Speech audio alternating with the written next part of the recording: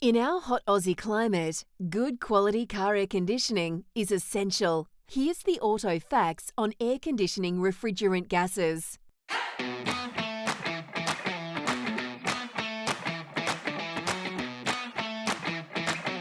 Your car's aircon system relies on a special refrigerant gas to draw out heat from the passing air, leaving only that lovely cool breeze to flow from the vents.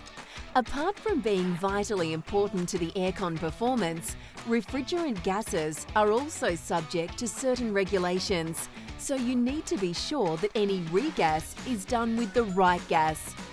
In the mid-90s, Australia changed from the ozone-damaging R12 refrigerant gas to R134A. And whilst R134A was an improvement, there is now a far more environmentally friendly gas available called R1234YF.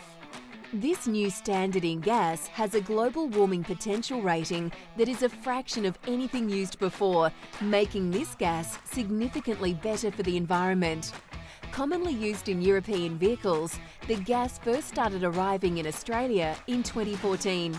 But as Australia begins phasing down HFC use from January 2018, many vehicle manufacturers are now switching to new air conditioning systems that use R1234YF.